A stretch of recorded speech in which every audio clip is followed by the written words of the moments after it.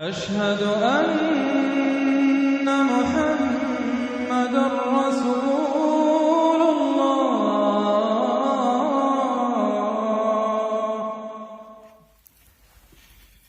الحمد لله والصلاة والسلام على رسول الله وعلى آله وصحبه ومن والاه. أعيذكم بكلمات الله التامة من كل شيطان وهامة ومن كل عين لامة. So the topic I've been given to discuss with you today is more of a reminder actually.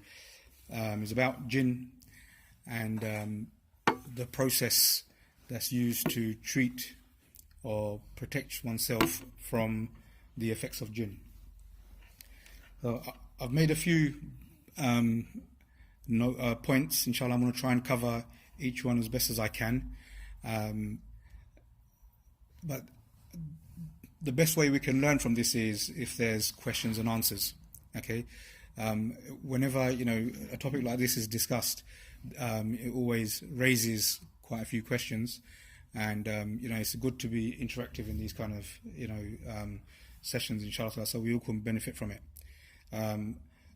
So inshallah, if you have any questions, I'm sure you will have, do ask them. I doubt I'll be qualified to answer all of them, but I'll do my best to answer as much as I can. So on that basis, because it's interactive and we want to be able to hear each other and we want to feel close to what we're going to try and benefit from today, inshallah, if I could ask again the younger brothers to come forward, please. Inshallah. I hope inshallah today will be an interesting and fruitful discussion, and the pain or discomfort that you might be feeling when you're sitting the way you are won't bother you as much, inshallah ta'ala. So, to start off with, about Jinn. They are a creation just like we are. Allah subhanahu wa ta'ala created Jinn. He says in the Quran that He created Jinn and mankind purely to worship Allah. Yeah? That the way Allah created the humans, where we have the ability to decide, we have the ability to distinguish between right and wrong. Okay, the jinns also have the same ability. Okay, they have the ability to distinguish between right and wrong.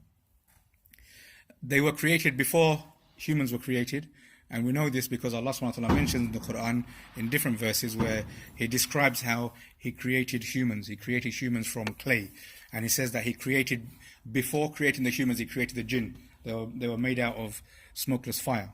And also we know that when Allah subhanahu wa ta'ala created Adam alayhi salam, and He commanded all the angels to prostrate to Adam alayhi salam, all the angels prostrated except for Iblis. So Iblis was already there. Iblis was from the jinn. Some people, especially the Christians, they believe he was a fallen angel. Okay, this is not the case, because Allah subhanahu wa ta'ala says in the Quran in Surah Al-Kahf that Iblis was from the jinn. And he also describes himself when Allah asked him, why did you not prostrate when I commanded you to prostrate? And he said that I'm better than him. You created me from smokeless flame and you created him from clay. You see, so the concept of racism arises from this particular incident, whereby one feels superior to another. Okay, and we know that in the sight of Allah subhanahu wa ta'ala, we're all equal except for the one who is best in conduct and the one who is most devoted to Allah subhanahu wa ta'ala. Now, in the tafsir of Imam al-Qurtubi, he mentions that the population of jinns, like for example, we have on this planet Earth, we have human beings scattered all around the world, okay, in different countries, different shades, different sizes, yeah. The same way Allah subhanahu wa ta'ala has created jinns like this. He has created them and He scattered them all around the earth. Okay. Sorry, before I forget, obviously we don't see jinn. Yeah, we can't see jinn, and Allah subhanahu wa ta'ala mentions this in the Quran that we can't see jinn. However, they can see us, and Allah subhanahu wa ta'ala mentions in the Quran that they look at us from a position where we can't see them, but they see us. And some of the ulama, they say that that will be reversed after the day of Qiyamah, that we would be able to see the jinn and they won't be able to see us. Allahu A'lam. Now, with regards to the population of jinns, Imam Al-Qurtubi in his tafsir, he mentions that the number of jinns outnumber the number of humans. So there's far, far more jinns than there are humans. And he says that, like within the human beings, the human race, if you like, there are Muslims and there are non-Muslims. Yeah, the same amongst the jinn community, there are Muslims and there are non-Muslims. And then he goes on to say that amongst the humans, when you look at the Muslims, they say it's about 1.8 billion now, right? Which is roughly about a quarter of the population of the human race. Yeah. Equally, the number of non-Muslims amongst the humans outnumber the number of Muslims. Okay. So the same way amongst the jinns, there are Muslim jinns and there are non-Muslim jinns, but the non-Muslim jinns, the number of non-Muslim jinns, they outnumber the number of Muslim jinns. Does that make sense so far? Okay. Now, if we look at humans, okay, if we look at, forget about globally, even if we look at our own community here in Bow, amongst the Muslims, okay, we'll see there are good Muslims and there are bad Muslims. There are hypocrites amongst us, there are sinners amongst us. There are fasiqs amongst us. There are oppressors amongst us. Yeah? The same way amongst the Muslims that are jinns, the jinns that are Muslims, there are hypocrites amongst them, there are fasiqs amongst them, there are oppressors amongst them, and there are good believing Muslim jinns amongst them as well. But the number of good believing Muslim jinns are severely outnumbered by the sinning Muslim jinns, if you like, the jinns that are Muslim that commit sin on a day-to-day basis. Like we see Muslims around here, they smoke drugs, they sell drugs, they prostitute, and do all sorts of other things. Yeah, like that. There's jinns that are involved in that kind of thing as well. Now, historically, the jinns were afraid of humans. Okay, the jinns were afraid of humans. Here's something I want you to bear in mind, because they can see us. Right? And we can't see them. Okay? So they were afraid of humans. But what happened was, when a community would, like, say for example in Tower Hamlets, who's lived in Tower Hamlets for the last 30 years? Let's see, anyone over 30 here? Okay, a few. Me as well. Alright? Anyone over 40? Okay, just me. Okay, mashallah. Right. So, if we look at the Muslim community in Tower Hamlets, we'll see that a lot of people have moved out. Yeah, they've climbed the social ladder, so to speak. They've moved to like suburban areas, yeah, outside of Tower Hamlets, because they want a better life. Okay, so the same thing used to happen back in those days. Yeah, people would move on and settle in a new area, but those days there wasn't houses that you would buy. Yeah, there wasn't a community living there already. So this was like they'd go to a place where there's no civilization and they'd want to settle there. And what they used to do was they used to call up on the jinns. They say, "Oh, jinns, we are here. We want to live here. We come in peace. We don't want to cause any problems with you. Please don't harm us and don't harm any of our families." So then the jinns think, "Hold on a minute, So we're talking about way back in time now. Yeah, the jinns think, "Hold on a minute. All this time we've been scared of these people, right? These humans, but it seems that they're more scared of us than we are of them." Yeah. So the role reversed. So nowadays, when people hear about jinns, they tend to have shivers up their spine, right? They get scared, of the dark, and if you go through a wooded area, you get scared. Do you know what I mean? Because all sorts of thoughts come into your mind, and they overpower you, right? And you get nervous. And the degree of nervousness depends on an individual, basically. So that's a little, if you like, a nutshell of the history of jinn, their population, and their demographics, so to speak. Now, Allah subhanahu wa ta'ala has given jinns certain abilities. Okay, some jinns have wings, some jinns are able to go underwater. So the ones with those wings, they're able to fly, they're able to move from place to place very, very fast. Okay, there are jinns that are extremely strong, very strong, and there are jinns that are normal jinns. So if we look at, say for example, the human population, the human race, there are athletes that can run 100 meters in less than 10 seconds. Okay, I don't think there's anyone here, I'm not sure, who can do that. Yeah. So Allah subhanahu wa ta'ala has given humans specific capabilities, And the same way He's given jinns specific capabilities that they can perform, they can do. Now,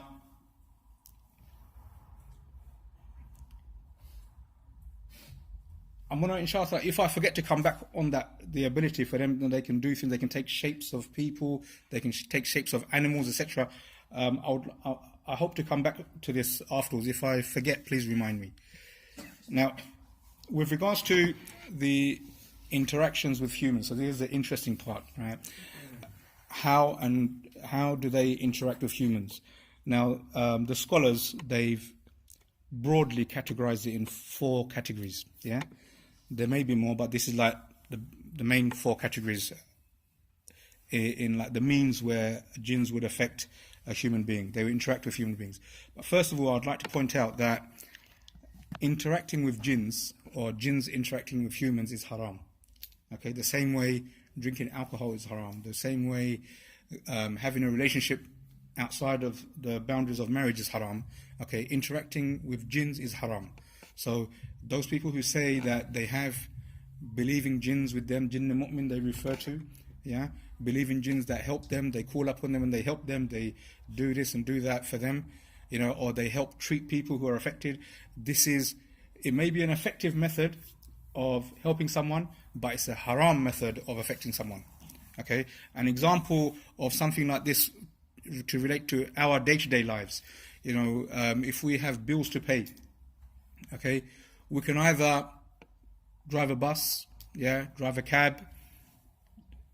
Other people got businesses, people work in offices, people work in retail stores, yeah. Okay, so you're working for a living, yeah, and you can earn your money and you can pay your bills. Alternatively, you can sell drugs, okay, you can rob a bank and pay your bills, yeah. The objective or the aim is achieved if Allah allows it, okay, but the method that you've used, one set of methods that we've used is halal and the other set of methods is haram. Although we are still feeding our family, right? You know, we're paying our bills, we're keeping a roof over our heads.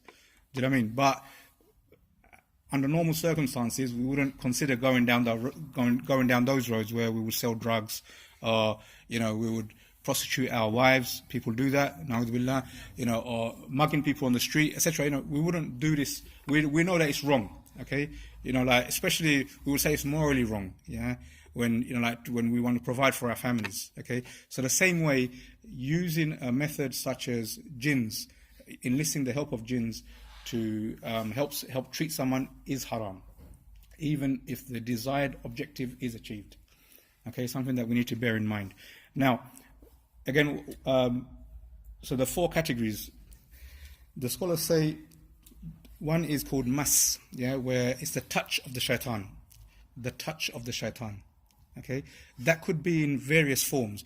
One of the forms is in the form of whispering of the shaitan. Yeah.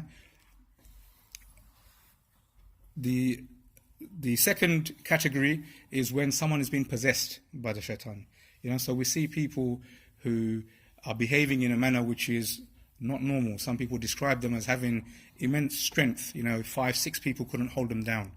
You know, so someone who's become possessed. Yeah.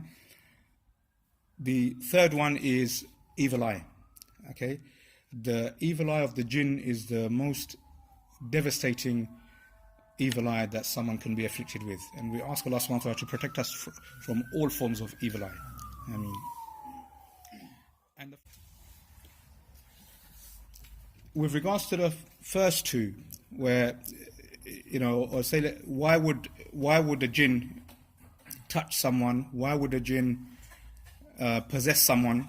Okay, why would a jinn have evil eye on someone, and why would a jinn be involved to affect someone with magic? So one of the reasons is because a jinn has been disturbed. Okay, you know, we've heard cases where someone's stepped on the shadow of a jinn. Now you can't see a jinn, so how would you see their shadow? Yeah, did I mean it makes you so? We have to think about where we traipse around when we go around doing our business. Okay, other cases where someone has urinated in an area and obviously where they shouldn't have been urinating, and they've urinated on a jinn. So they've been disturbed, and they're going to come back and they're going to punish you for it. And I'll give an example of this, inshallah, later on. The third is because they've been ordered, okay, or they've been commissioned to carry out magic on someone.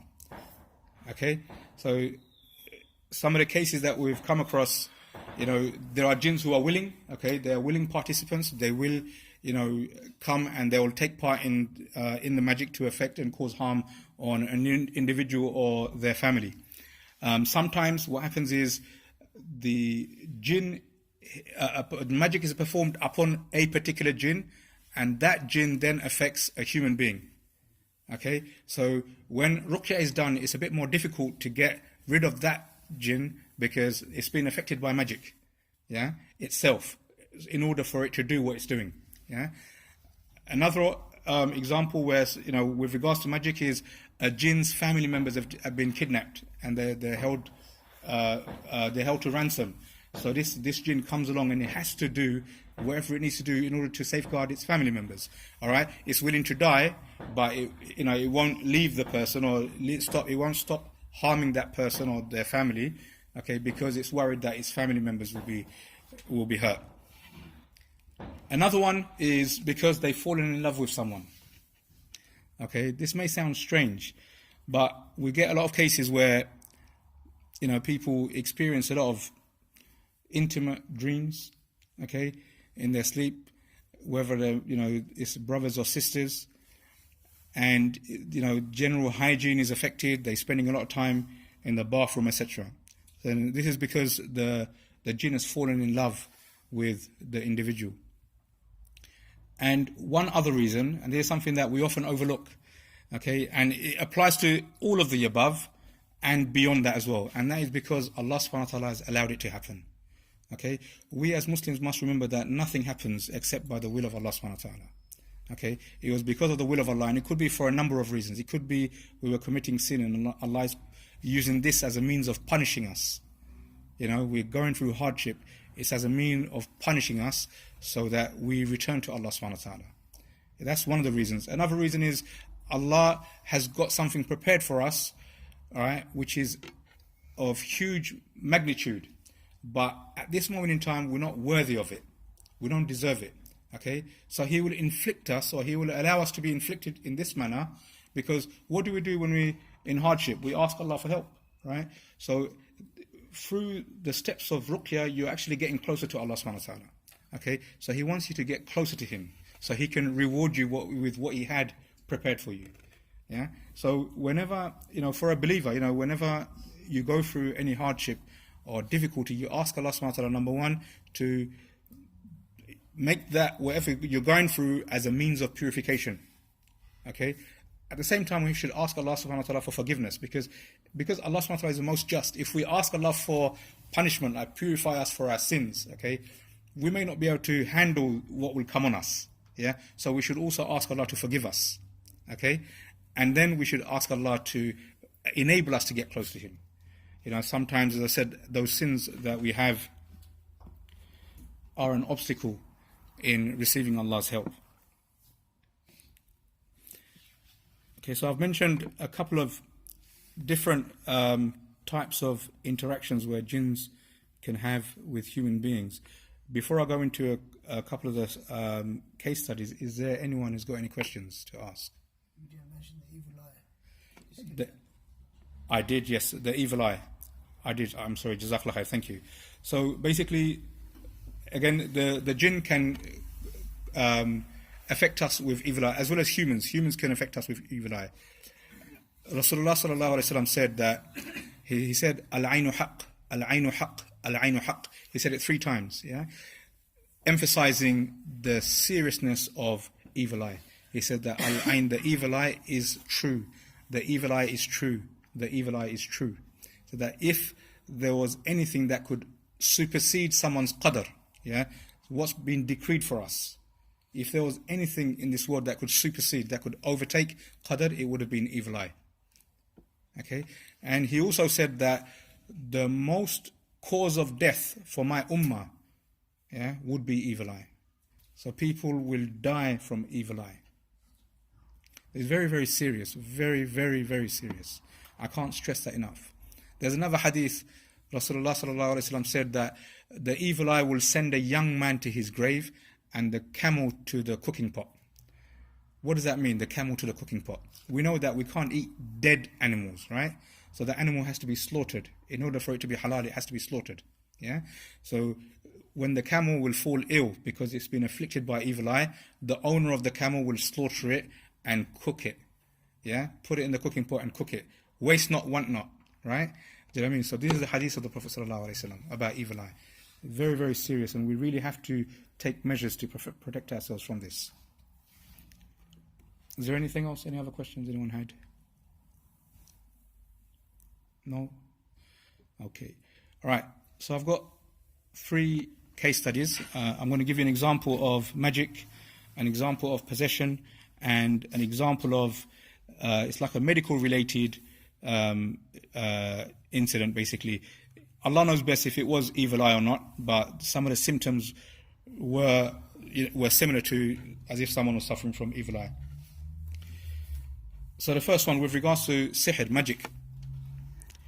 There was a case many years ago. My teacher and 3 of us, his students, so there were 4 of us in total, we went to someone's house, and basically the husband, he brought his wife in, and my teacher went into that room to speak to the husband and wife. And as he was talking, the brother's wife, she became possessed. Okay, so we were in the adjacent room. We could hear what's going on, obviously, but we couldn't see what was going on. And then basically, out of the 3 of us that remained, the students, one was a Hafiz of Quran, so he was called in. So 2 of them started reading over her, and she started reacting in a very bad way, very abusive, shouting and screaming, etc. Then we were called in, so we were following, our teacher's guidance in terms of what to recite, etc. So we were there for a couple of hours, and then basically the jinn, by the will of Allah, left. This was a few months before Ramadan. Okay, Ramadan came and went. The family, they went Umrah in Ramadan. So when they came back from Umrah, the brother, the husband, we spoke, and he was saying that he's thinking about divorcing his wife. Why? Because she was behaving in a manner which wasn't befitting a wife in Mecca. Okay, she wouldn't go for her salah. She was very rude. She was shouting, etc. She just wasn't herself. So a few days after we spoke, so we're saying maybe he actually came back before the end of Ramadan. He came back before the end of Ramadan, and it was in Ramadan we spoke. And then a few days after Ramadan, it was quite late at night, he called, and I didn't answer it. And then he called again. So I texted him. I said, "Is it urgent?" He said, "Yes, it's urgent." So I got out of bed, and we spoke on the phone. And then unfortunately that day my teacher, the Hafiz, was available. So it was down to the 2 apprentices, myself and this other brother. So we made our way to the brother's house, and as we got there, she wasn't impressed in seeing us, and she started shouting and screaming, etc. And we just started to recite Quran, and we were reciting continuously, and by the will of Allah, by the grace of Allah subhanahu wa ta'ala, it started to wear down the jinn. And every now and then we'd stop, and there'd be some discussion, and then we'd carry on reciting because we weren't getting anywhere with the discussions. So one of the verses that we'd recite continuously was Ayatul Kursi. All right, and this may sound funny to some. The jinn, every time we'd start reciting Ayatul Kursi, would say, "Oh no, not Ayatul Kursi again," And it was at the time, because you can see that the Ayatul Kursi was having its effect and it was wearing it down. Now, towards the end of the ruqya, because we all that time we were under the impression that it was that jinn that was there when we went there for the first time. Okay. But then it started to speak. It started to say exactly what's been going on. So it said that there were 3 jinns. Okay, so we said, well, how comes when we did the ruqya the first time, there's only 1 jinn? He said there was only 1 jinn inside, and me and the other one, we were outside. We were observing. We didn't affect her at that time. All right. So the first one that was in her was a Muslim jinn. Okay, that left, and this one that was in her at the moment was also a Muslim jinn. All right. So we said, so where's the third one then? All right. So the jinn said that the third one was a Hindu. Yeah. So there was 2 Muslim jinns and there was a Hindu jinn. They were working together to affect this sister and her family. Now, so where's the Hindu jinn? Oh, he's gone. What do you mean he's gone? Okay. He left when he heard that she's going to the house of Allah. All right.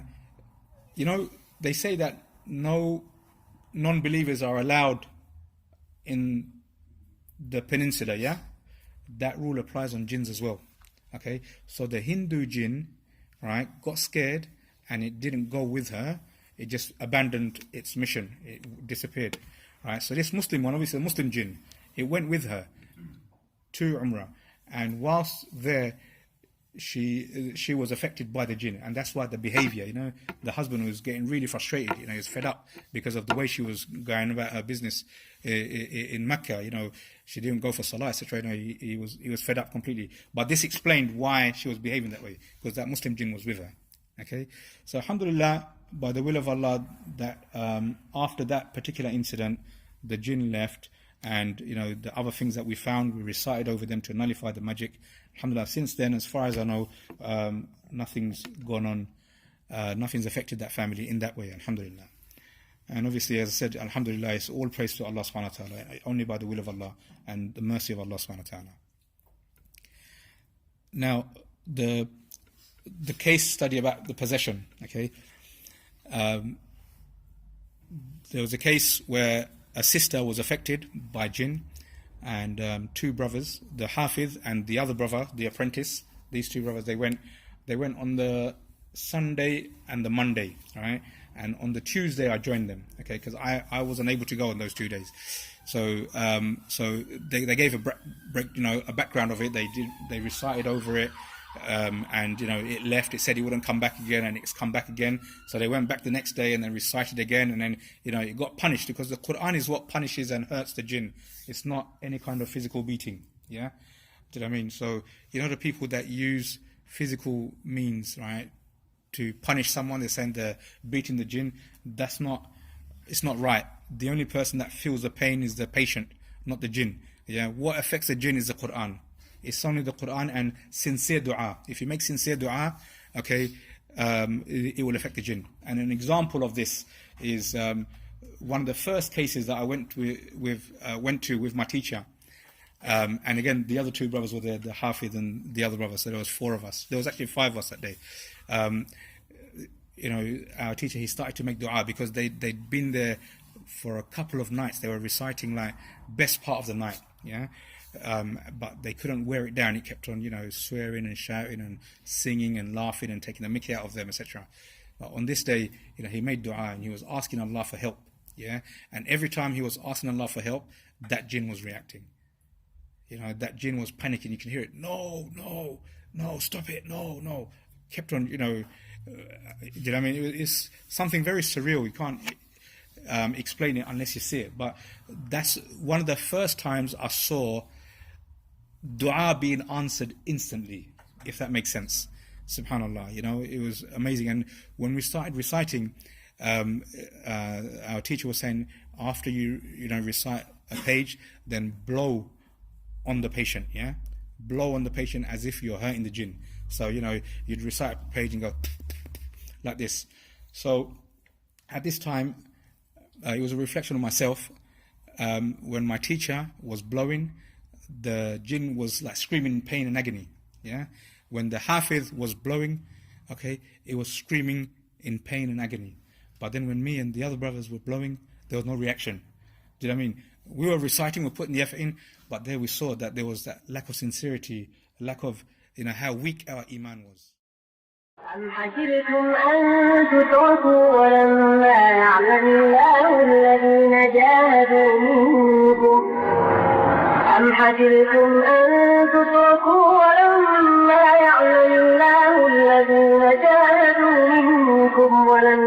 تتخذوا من دون الله أم حسبتم أن تتركوا ولما يعلم الله الذين جاهدوا